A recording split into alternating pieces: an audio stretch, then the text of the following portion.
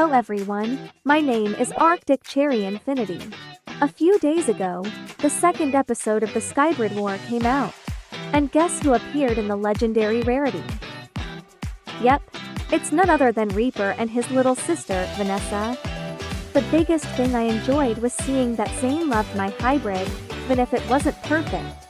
And when I heard I can make another hybrid team if I want to get a better rarity, I thought, why not?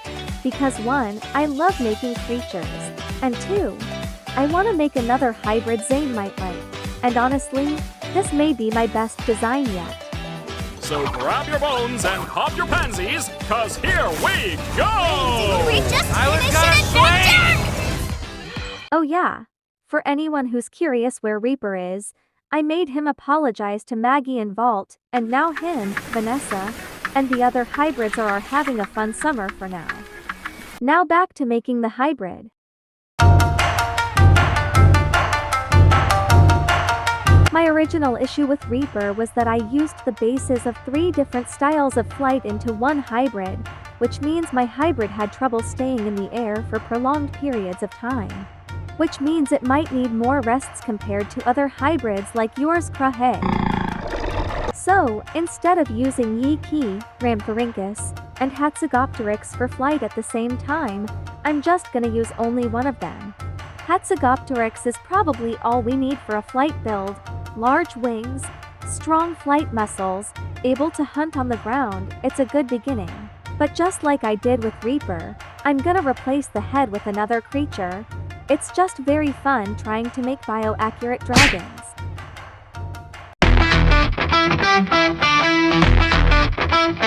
The head should be at least light enough for the hybrid to truly keep their flight, and luckily, there is a certain Tyrannosaur we could use. Well, actually, 2 Tyrannosaurs to be exact. Chanshausaurus and Guanlong. You're probably seeing me adding Guanlong and thinking this is probably a cheap way to make my hybrid a favorite to Zane. While that's somewhat right, I'm not trying to manipulate him. I just enjoyed his reaction to my hybrid, and I decided to bring Guanlong back. Making people happy makes me happy, even if my hybrid doesn't get an apex or unique. Chanshausaurus contributes to the head, jaws, and smell, and Guanlong contributes to the crest, eyesight, and hearing.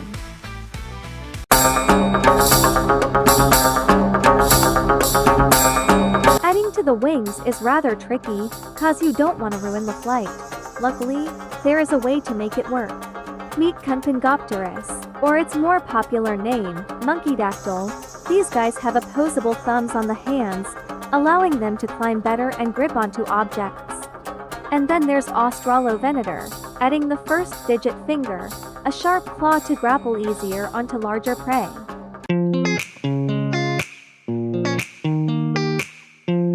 I have a bit of worries about this, cause last time I added eagle talons and dromaeosaurid feet.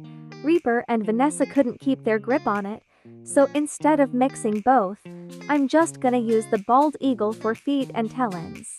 Besides, the bald eagle feet are good at gripping as it is.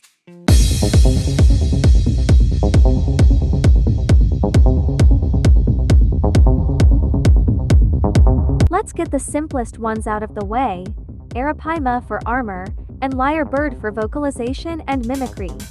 Oh, and Velociraptor for a decorative tail. Now here are the complex X contributors. First off is the Raven. Because I added this bird into the genome, it's going to think on how to use its weapons properly. Basically, imagine it primarily using its talons while in the air, but when hunting on the ground, it'll use its 4,000 Newton bite force. And the final contributor, the Vampire Bat.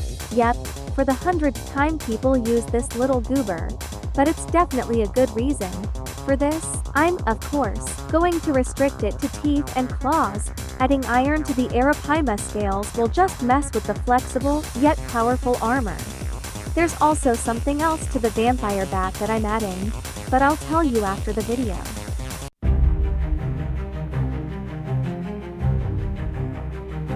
I think it's time to show you my hybrid.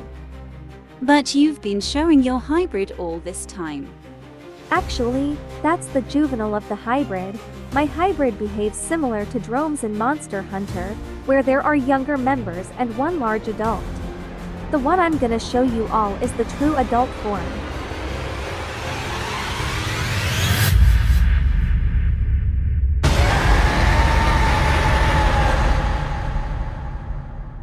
Meet Diablopteryx vasilicos, which means royal devil wing.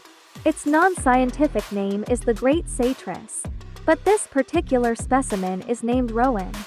Oh, and here's the genome, I forgot to add it, so here it is. Also, I didn't mention Thalassodromius cause it only adds the adult crest. Back to the video.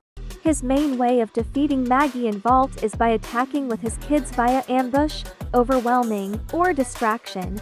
If Maggie and Vault try to go to the ground to run away, this is when Rowan will use his primary land weapon, his jaws. There will be around 4 of the juveniles to help Rowan. However, there's a chance that it won't actually end in either team deaths.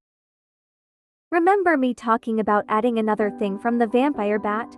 Well, this is the thing. Vampire bats are very caring animals. Vampire bats care for the sick and injured, showing empathy towards other members, and even adopting orphan young. Of course, this doesn't mean it's just gonna blindly trust Maggie and Vault. If they see them as a threat, Rowan and his young will go on the defensive, but even in this war, these are still living creatures. I'm unsure if this addition to the genome will make my hybrid an Omega, but I honestly don't mind either way. I had fun making this hybrid and I hope you enjoyed watching the video. Please be sure to like, comment, and subscribe, and I'll see you in the next video. Bye. Finally wear the crown of the Hybrid War. Congrats, you won. We're all proud of you. But now, are you ready for round 2?